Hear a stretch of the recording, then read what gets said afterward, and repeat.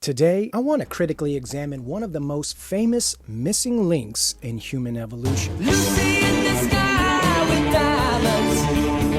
Lucy in the sky. Lucy, the Australopithecus afarensis skeleton discovered in 1974. Lucy is often presented as the proof of transition from apes to humans, but when we examine the evidence closely, we see that her status as a missing link is far more assumed than proven. If he were telling the truth, he wouldn't have told us.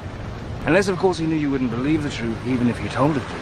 Hello world, the Faceless Prophet here, and if you want a page where you can gain a fresh biblical and worldly perspective, please make sure to like, follow, and share for more great content like this. First, Lucy is known only from bones. Everything we know about Lucy comes from a single skeleton. All claims about her behavior, diet, or intelligence are purely inferred. No tools, no DNA, no direct evidence of culture, speech, or social structures exist. Essentially, the only thing we know for certain is her anatomy. Okay, Dr. Donald Johansen found Lucy in 1974, and there she is. There's the complete set of Lucy. Now, please understand that these fossils were not actual bones, but a bunch of fragments that they glued back together, and then they put them into the skeleton, which you can see is only 40% complete. And while this is all they found of the original Lucy skeleton, they believe that she's part of a larger group of fossils known as the Australopithecus afarensis, and they believe that they found 400 specimens of them. And I want to show you a picture of how they portrayed those 400 Australopithecines. And it was produced by the BBC. And what do we see? Skeletons walking towards the screen, and many people come away from that believing that the 400 specimens they have are complete skeletons. But in reality, here's what they found, is they have found bone fragments. Now, this is the Hadar collection, and I should mention that they've got other fragments as well, but you notice that all of this fits on one table. And I should also mention that quite a few of these are just teeth, or parts of teeth, and yet they try and make it appear as if though they have complete skeletons. Now remember, they started studying Lucy about 40 years ago, and hundreds of scientists have been investigating these fossils, and yet just recently they discovered that this piece right here actually belongs to a cousin of the baboon. It doesn't even fit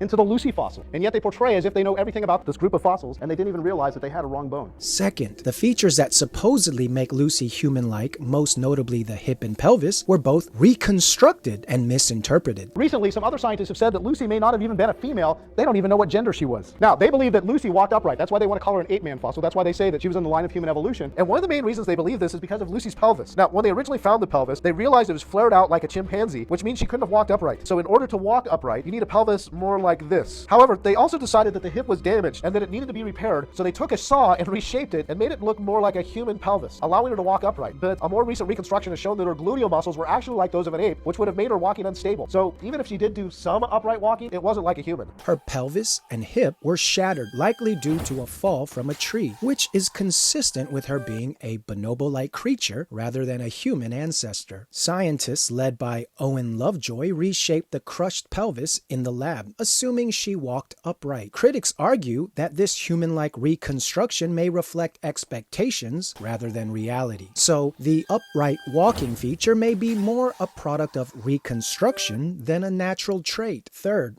Lucy's age, about 3.2 million years, is not measured directly from her bones. Scientists date volcanic ash layers above and below her using radiometric methods like potassium-argon dating. This assumes the ash layers formed in a closed system and that decay rates have remained constant over millions of years. These assumptions are untestable for this fossil, meaning the timeline is inferred, not observed. Fourth, Lucy's placement in the evolutionary timeline relies on the geologic column, a framework created in the 19th century. The column was constructed from limited fossils and strata observed in a few regions, then extrapolated globally. Radiometric dates are interpreted in the context of this column, creating a circular logic. The fossil is dated by the column, and the column is calibrated by the fossils, like Lucy. I find it ironic that atheists accuse Christians of using circular logic when defending the Bible, yet here they are using circular logic themselves and are too blind to realize they're guilty of it. But I digress. Fifth, there are multiple instances in nature that contradict slow, uniform layering assumptions. Mount St. Helens produced hundreds of feet of stratified layers in days. Polystrate fossils show trees passing through multiple layers that supposedly took millions of years to form. Soft tissue has been found in dinosaur fossils, allegedly millions of years old. These examples demonstrate that rapid processes can mimic deep time, undermining the certainty of Lucy's assigned age. And sixth, let's talk about Homo habilis, the so-called handyman, often presented as the bridge between apes and humans. Even mainstream paleoanthropologists have admitted that the line between Homo habilis and Australopithecus is blurry at best. In fact, Dr. Bernard Wood, a respected colleague in the leaky research tradition, openly stated, quote, "If Homo habilis were alive today, we would classify it as an Australopithecus rather than a Homo." That's not coming from a creationist.